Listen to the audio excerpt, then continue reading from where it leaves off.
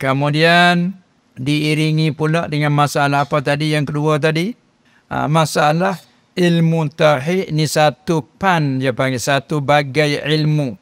Bukan ilmu setelah ditadwin. Zaman Rasulullah sallallahu alaihi wasallam tidak ada kitab masa itu selain Al-Quran. Bila sebut Al-Kitab ialah Quran. Zalikal kitab la raiba fih. Bila sebut kitab ialah Al-Quran. Zaman tu tidak ada lagi tadwin. Tidak jadi membuku-bukukan jadi kitab, tak ada lagi. Nah, bahkan zaman tu Rasulullah sallallahu alaihi wasallam larang, jangan kamu tulis daripada aku selain daripada Quran. Karena takut jadi bercampur aduk. Karena wahyu diturunkan, kalamullah dibacakan, maka juga apa ucapan Nabi sallallahu alaihi wasallam kalau ditulis takut jadi bercampur. Maka dia kata jangan kamu tulis daripada aku selain pada Quran. Hingga ada boleh riwayat siapa dah tulis hapus. Kecuali ada beberapa orang sahabat pergi minta izin dengan Rasulullah sallallahu alaihi wasallam, saya kalau tak tulis tu jadi mana sibuk tu tak nak ingat. Tu diizinkan dengan permintaan. Tu je kata tulis jadi kitab macam kita dah tengok kitab sekarang belum. Hanya ditulis tu Quran. Tulis pun tidak jadi ke mushaf. Mushaf kita dah panggil sebuah celana. Sebiji Quran kita panggil mushaf, belum jadi mushaf lagi. Hanya tulis zaman tu dah. Cuma mari himpun ke jadi satu mushaf. Itu jadi buku tu. Itu zaman Khalifah Abi Bakar radhiyallahu anhu. Dibuat pengusuran oleh Sayyidina Umar radhiyallahu anhu. Jadi ke satu mushaf. Kenapa? Memandang kepada masa tu sahabat banyak meninggal, mati. Apalagi orang-orang yang ingat Quran di dalam dada, orang-orang hafaz Quran banyak mati kerana berlaku masalah, berlaku peperangan terbesar antara masa Khalifah Abu Bakar dengan orang yang mengaku jadi Rasul, iaitu Musailamatul Kadzab. Beribu-ribu lah yang mati sebelah jumlah. Maka masuk ramailah di antara yang mati itu yang hafaz Quran. Lalu Umar mari nampak rasa bimbang takut umat dia kemudian ni akan lupa Quran, hilang Quran. Lalu itulah dia buat pengusuran supaya dibuatkan buku, jadikan mushaf. Pada awal Abu Bakar juga radhiyallahu anhu tak berani nak buat kerana tilik pada perkara ni perkara regaan. Dia panggil bid'ah pada istilah pada lurah. Tak berani. Dan lagi pula dia tak ada beri pesanan wasiat ke. Maka itu pada hari pertama Abu Bakar tak berani nak buat. Tapi Umar beri desakan lagi, demi Allah inilah baik kan, memandang kepada maslahat. Dengan ringkas cerita, Abu Bakar pun diilham oleh Allah Subhanahu Wa Taala setuju dua pendapat Umar itu. Lalu diperintahkan kepada yang pernah menulis wahyu Quran di masa Rasulullah sallallahu alaihi wasallam suruh tulis dijadikan mushaf. Tu lahirnya. Nah, lepas tu ada perkara yang kita tak ada lagi. Mari sampai hampir lebih kurang dalam 100 tahun lah lebih kurangnya. Anak kata tu masa tu pula mari pula di antara lain Umar bin Abdul Aziz, khalifah daripada Bani Umayyah, mari satu pula bimbang takut-takut ilmu tu hilang. Kalau mengaji dengan guru faham tapi tidak ada catat tulis taruh. Nanti orang belakang tu hilang. Nanti ilmu tu hilang. Maka diperintah kepada ulama yang ada masa itu mengajar di sampingnya tadwinkan kita. Tulis. Itulah timbul macam-macam tulis ilmu. Maka letakkan nama ilmu bercakap syariat, zahir, bab puasa, bab sembahyang, solat. Maka panggil ilmu pan ilmu fiqh. Bila tulis mengenai dengan pegangan, mengesahkan Tuhan, letak nama ilmu tu ilmu tauhid. Dan juga dinamakan lagi ilmu usuluddin. Dan diletakkan juga ilmu asasuddin. Dan juga dipanggil ilmu kalam. Itu tentang letak nama ke ini ilmu. Supaya orang sekarang tak letak nama ilmu apa. Nah, dipanggil tadwin. Jadi yang soal tadi, penting bagi kita ialah pegangan kita. Sama ada kita belajar dalam ada ilmu tauhid, dalam arti belajar dalam bentuk istilah. Nah, ataupun tidak. Pentingnya pegangan kita, akidah simpulan kita tu betul dengan wakil. Sah, walaupun kita tak pandai nak sebut istilah-istilah. Kita nak contoh seperti baca Quran lah. Kita tak ada mengaji ilmu tajwid. Kita tidak belajar istilah ilmu qira'ah. Sehingga kita tak pandai nak sebut ini apa dia panggil hukum 5. Ikhfa ke idgham ma'al ghunnah ataupun idgham bila ghunnah. Nah, izhar, hakiki, syafawi dan sebagainya. Mat saja tu berapa mat panggilnya. Kita tak pandai dah sebut istilah. Tapi kalau suruh baca, cuma kamu baca Quran, nak dengar.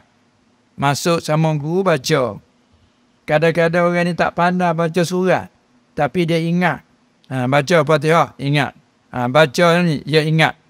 Nah, kemana bila baca, guru yang dengar. Bacamu tu dah betul. Soft semayang kamu dengan bacaan seperti itu. Kita memperdengarkan bacaan kita kepada orang yang ahli fiqh untuk nak tahu soft tidak soft. Walaupun kurang elok dari segi bacaan dan segi tajwid. Itu betulnya. Kalau orang tu pandai ilmu tajwid, menceritakan ikhfa, izhar, idgham, pandai sebut istilah. Tapi bila baca, tak betul. Begitulah ilmu aqaid.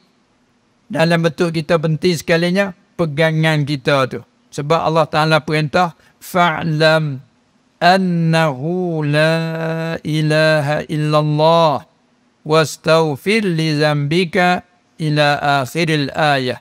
Allah perintah, maka fa'lam ay i'rif, maka tahu olehmu, kenal olehmu. Allah perintahkan hamba-Nya supaya kenal dia. Tengok kita, kadang-kadang bila kita jadi pejabat, kita nak memperkenalkan diri. Memperkenalkan kita ni siapa, di mana tempat tinggalnya, apa jawatan kita nak memperkenalkan.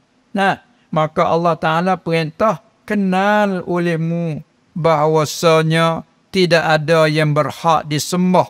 Yang disembah dengan sebenar-benar tidak ada selain Allah. Daripada makna itulah. Nah, huraian dia jadikan satu ilmu panggil ilmu pan tauhid. Cuba kita tanya, bagaimana awak pegang mengenai dengan Tuhan, ada ke tak ada? Cuba ada jawab. Ada ke tak ada? Ada. Kalau tanya hukum pula, ada Tuhan itu wajib ke? Tidak wajib? Wajib. Jawab itu soalan. Yang ni mesti adanya. Tak terima, tak ada sama sekali. Tak ada, tak terima sama sekali dalam pegangan kita. Kalau ditanya lagi, apakah dalil? Apakah bukti yang menunjuk atas pegang kamu kata Allah itu mesti ada? Kalau orang pandai sekadar alam ini. Ataupun diri kita inilah yang menunjukkan kata ada Tuhan yang menjadikan. Sekadar tu panggil ada dah dalil ijmali namanya. Sepitah lalu secara borong. Arab tanya panggil borong. Sini panggil macam tu. Panggil kah? Yang ni makna dalil ijma, dalil yang tak kuasa nak menghuraikan satu persatu. Kalaupun pandai hurai satu persatu, tapi tak pandai pula nak menolakkan syubhat dan kesamaran. Kalau dia hurai, dalil kata adanya Tuhan, dalil ialah kita inilah dalil. Bagaimana yang mau ambil dalil kita, dalil kata kita ada Tuhan? Kerana berapa banyak kita duk perhati tak diri kelakuan kita ni. Berapa banyak yang kita mau tapi semua tak dapat. Dan berapa banyak pula perkara yang kita tak mau tapi tak lepas. Seperti susah, uzur, kesakitan. Kalau tu pilihan kita, kita mau tak? Mau tak pada sakit? Tak mau. yang mau nasihat selama-lama. Tak mau pada kita hidup dalam kesusahan. Tak mau. Yang kita maunya hidup dalam kesenangan, aman, damai. Dalam sukaria. Kita tak suka duka. Mananya. Tapi lepas tak daripada sakit? Tak lepas. Tak kita sakit. Keluarga kita. Jiran kita. Nah. Ini menunjukkan kata ada Tuhan yang mengaturkan. Itu sekadar tu pakai pandai urai. Tapi kalau orang buat jadi kesamaran, tak pandai kita nak tolak. Itu masih lagi sekadar dalil ijma'. Pentingnya bila ada dalil, orang panggil lepas kita. Daripada Allah perintah suruh kenal dia dari segi adanya. Kemudian ada itu, kita ada, Tuhan pun yang ada. Perbezaan. Ada kita ini yang harus. Ada Allah itu yang yang wajib. Itu berbeza. Ada kita ni baru. Ada Allah itu sedia dengan mana tidak ada permulaan. Jadi makna tadi itu ada pada kita. Hingga kita tak pandai nak urai. Jadi semoga-moga iman kita dah sah. Bila iman kita dah sah, ibadat dia bina di atas iman. Sebab dia innal ladzina amanu. Iman itu sebagai asas. Wa amilu. Itu sebagai bangunan di atas. Ini seperti kita ni, masjid ni. Di bawah tanah ni ada apa? Asas dia ada tapak. Kan? Tapak pula tak ada apa? Pocok turun tu. Panggil apa? Panggil apa? Paling. Tu. Paling. Tak baca tak? Tu tumbuk turun tu. Kamai tu. Tak apa tu? Untuk nak mengukuhkan asas. Kemudian, tuang tapak pula. Sudah tu yang semua yang tadi tu dikamuskan. Tengok tak nampak? Tak yang nampak ni, daripada permukaan lantai ni, naik ke atas. Kalau 3 tingkat, 5 tingkat, katakanlah. Besarnya apanya, ini yang kita dapat pandang dengan mata. Begitulah amal. Paling tidak macam makna bagi la ilaha illallah duk tertanam. Macam tapak, terkamus, tertutup. Tak didengar, tak dilihat. Yang dengar, asyhadu an la ilaha illallah. Dengar. Ini panggil amal. Ada amal dah tu. Amanu makna dia tadi. Sebab itulah orang munafiqun. Walaupun dia ucap asyhadu an la ilaha illallah. Bagai kata dia buat bangunan. Tapi dia tak ada asas. Dalam hati dia tetap kufur. Wa ma hum bimu'minin. Hati dia tetap kufur. Hati dia ragu-ragu. Fi qulubihim maradun. Tapi ucapan, buat bangunan yang tidak ada asas. Bangunan yang tidak ada asas. Lepas tu bila dia semayang, bila orang yang lihat, yura'unan nas. Dia menunjuk pada manusia, kata dia tu solat. Tapi kalau jauh daripada mata manusia, terutama orang mukmin, dia tidak solat. Allazina hum an salatihim sahun. Orang-orang yang lalai mereka itu dari. Lalai dari tak semayang. Sebab Ibn Abbas radhiyallahu anhuma, dia tafsir, allazina hum an salatihim sahun ayil munafiqun. Fawailul lil musallin ayil munafiqin. Sebab disifatkan dengan alladzina hum an salatihim sahu. Jadi mereka itu ada solat, kebangunan dia ada. Mereka ada harta, keluar zakat. Kalau tak keluar zakat nanti dirampas kan. Maka keluar juga dengan hati tak redha. Ada amalan, ada bangunan di atas.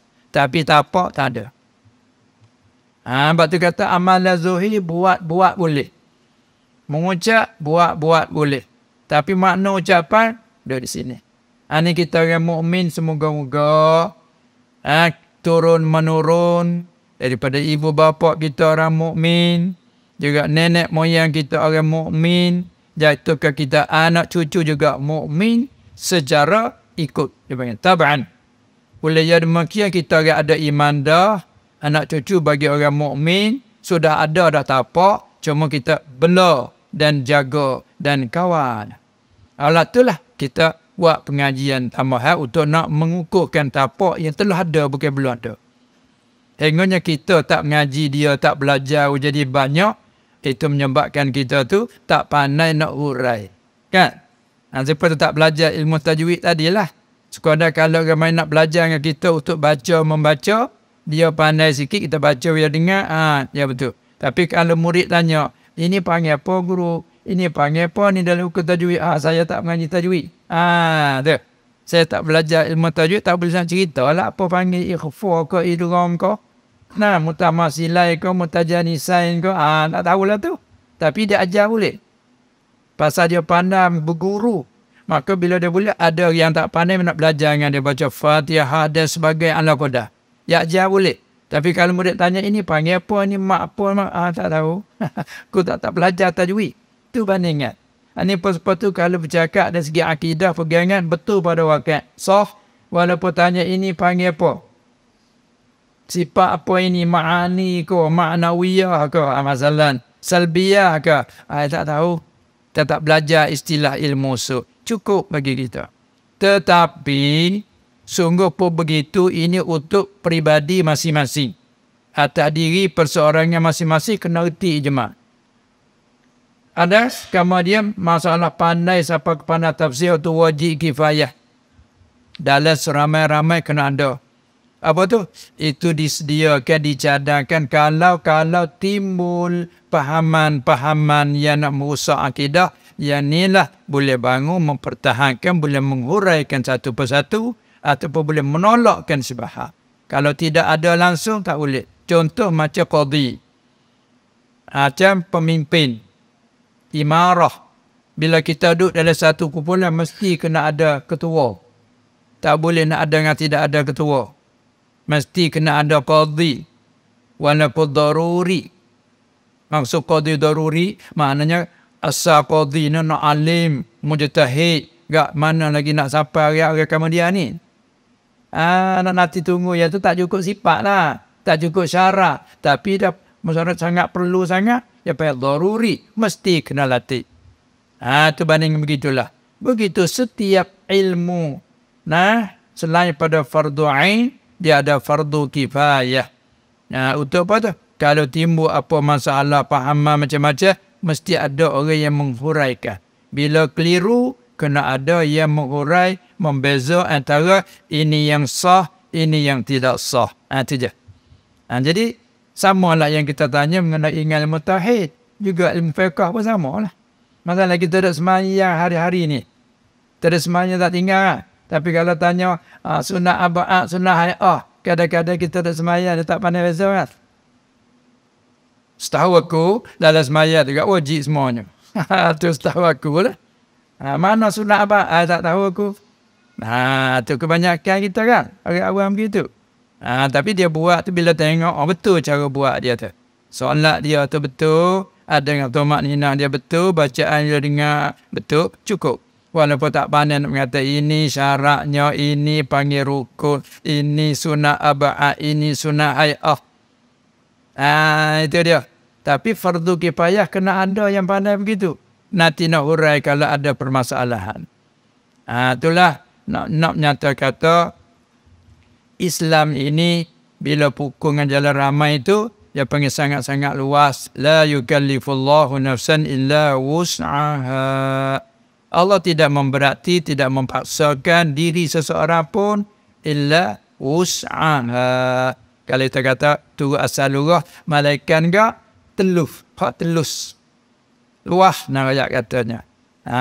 Itulah hubungkan dengan masalah ilmu tauhid, asal artinya ilmu mengesahkan Allah. Tak asal pada lurah. At-tauhid mengesahkan Allah. Yani iktikad kita Allah yang Maha Esa. Saja pada jadi Tuhan, ketuhanan, kepunyaan, saja. Dan juga yang berhak disembah pun hanya saja. Dan juga yang memberi bekas pada segala-galanya saja. Itu dia panggil tauhid. Apa dia ni zat, tauhid sifat. Itu dia panggil dalam istilah semua tu. Itulah. Kalau sekian nak musyikir lagi dalam soalan apa dalam uraian tadi, boleh kita soal sikit dalam tu boleh. Sama tahu kita nak pergi kepada soalan yang ketiga.